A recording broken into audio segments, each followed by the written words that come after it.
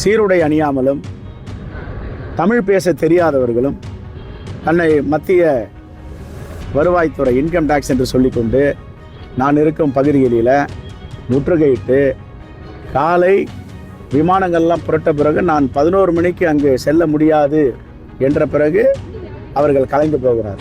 அதிமுக வேட்பாளர் பாஜகவில் ஒளிந்து கொண்டிருக்கிறார்.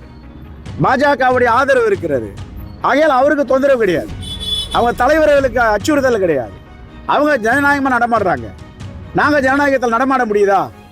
ஏன் எங்களை இப்படி அச்சுறுத்துகிறார்கள், துன்புறுத்துகிறார்கள்?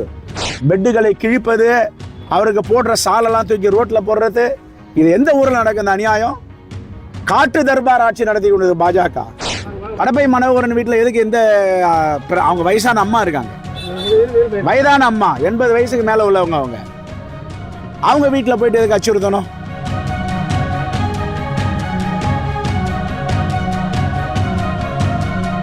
நேற்று முதல் இன்கம் டேக்ஸ் ஒன்றிய ஏஜென்சி திருப்பெரும்புதூர் தொகுதியில் அடக்குமுறை ஏவ விட்டிருக்கிறார்கள். எங்கு பார்த்தாலும் இன்கம் டேக்ஸ் ரைட். என்னுடைய வீடு, என்னுடைய உறவினர்கள் வீடு, இந்த பகுதியில் நண்பர்கள் வீடு எல்லாவற்றையும் முற்றுகை. இன்று காலையில் தலைவர் ராகுல் காந்தி 11 மணிக்கு திருவனந்தபுரம் வருகிறார்.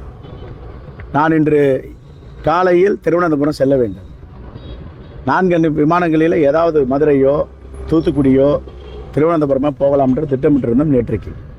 நேற்றைக்கு இரவிலிருந்து சீருடை அணியாமலும் தமிழ் பேச தெரியாதவர்களும் தன்னை மத்திய வருவாய்த்துறை இன்கம் டேக்ஸ் என்று சொல்லிக்கொண்டு நான் இருக்கும் பகுதிகளில் முற்றுகையிட்டு காலை விமானங்கள்லாம் புரட்ட பிறகு நான் 11 மணிக்கு அங்கு செல்ல முடியாது என்ற பிறகு அவர்கள் கலைந்து போகிறார்கள்.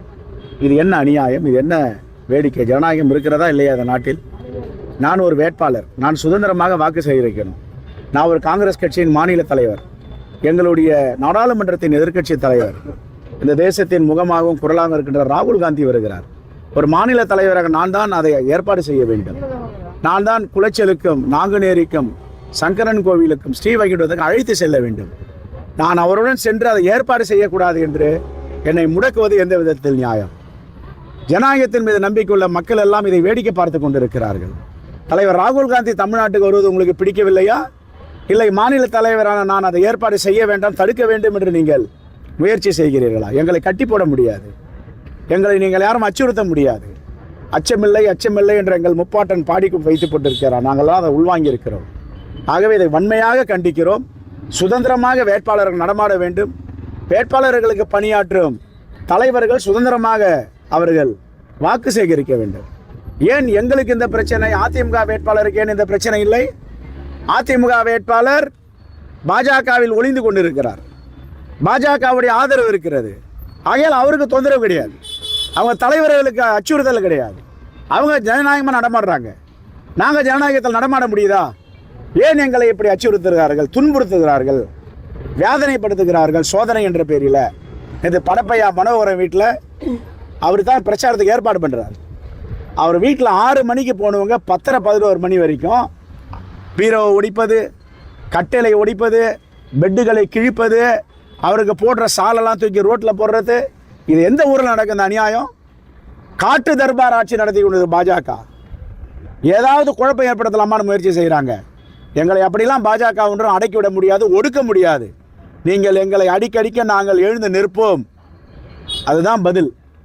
இறுதிக்கட்ட பிரச்சாரத்தின் போது இது ஜனநாயகம் இல்லைங்க. இது ஜனநாயகத்துக்கு எதிரானவர்கள் ஏதாவது பிரச்சனை பண்ணி தொந்தரவு பண்ணி எங்களை முடக்கலாமா? அதாவது டிமோரலைஸ்னுவாங்க, எங்களை நிலைக்குலைய செய்வது. பிரச்சாரம் செய்யக்கூடாது, வீட்டை விட்டு வெளியே வரக்கூடாது, எங்களுக்கு வேலை பார்க்குறவங்க வீட்டில் வந்து சோதனைன்ற அடிப்படையில் முற்றுகை போராட்டம் பண்ணணும். யார் எங்கேருந்து வராங்க? டெல்லியிலேருந்து வரான்றாங்க, பாம்பேலேருந்து வரான்றாங்க. நம்ம தமிழ் பேச தெரிந்த அதிகாரி ஒருத்தரோட கிடையாது. எல்லாம் மத்திய போலீஸை கொண்டு வராங்க. இதெல்லாம் வன்மையாக கண்டிக்கத்தக்கது. எங்கிருந்து வந்தாலும் தோல்வி வருது. தமிழ்நாட்டு மக்கள்லாம் அதை வேடிக்கை பார்த்துட்டு இருக்காங்க. தமிழ்நாட்டு மக்கள் இதை பார்த்து கொண்டு இருக்கிறார்கள், வேடிக்கை பார்க்க மாட்டார்கள். இந்த காட்சிகளை கண்கூடாக பார்த்து கொண்டு இருக்கிறார்கள். அராஜகம், அட்டுழியம், ஜனநாயகத்துக்கு எதிரான வேலைகள், அடக்குமுறை, ஒடுக்குமுறை, இதையெல்லாம் மக்கள் முறியடிப்பார்கள்.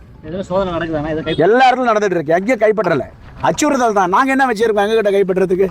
வாங்க வீட்டில் வந்து சோதனை எல்லா வீட்லேயும் போடுங்க. கடப்பை மனோகரன் வீட்டில் எதுக்கு எந்த அவங்க வயசான அம்மா இருக்காங்க, வயதான அம்மா 80 வயசுக்கு மேலே உள்ளவங்க அவங்க வீட்டில் போயிட்டு எதுக்கு அச்சுறுத்தணும்? அப்படின்னா எனக்கு யாரும் வேலை பார்க்கக்கூடாது. தேர்தலில் எல்லாம் உட்காந்துருக்காங்க. காலையில் ஃப்ளைட்டு திருவனந்தபுரத்துக்கு போக முடியாதுன்னு போன பிறகு தான் கலைஞ்சி போகிறாங்க, இன்னும் அங்கங்கே நிற்கிறாங்க. நாங்கள் எதை பற்றியும் கவலைப்படவில்லை. நாங்கள் மக்களை நம்பி இருக்கிறோம், மக்களுக்காக இருக்கிறோம், மக்களுக்காக சேவையாற்ற தான் நாங்கள் பொது வாழ்க்கைக்கு வந்திருக்கோம். இந்த அச்சுறுத்தலாம் நாங்கள் பயப்பட மாட்டோம். சிறைப்பிடிப்பு 7 மணி வரைக்கும் போகவே இல்லையே. நான் விமான நிலையத்தில் போகும்போது அந்த ஃப்ளைட்டெல்லாம் பிடிச்சி நான் 10 மணிக்கு திருவனந்தபுரம் ரீச் பண்ண முடியாத டைமில் தான் கலையிறாங்க. கேட்டாண்ட 4 பேர், ரோட்டில் 10 பேர், யார் எல்லாம் ஹிந்தி பேசுகிறவங்க, தமிழே தெரியல. கேட்டால் no we are coming surveillance. என்ன சர்வேலன்ஸ் வந்திருக்கீங்க? என்ன அச்சுறுத்தல் இது?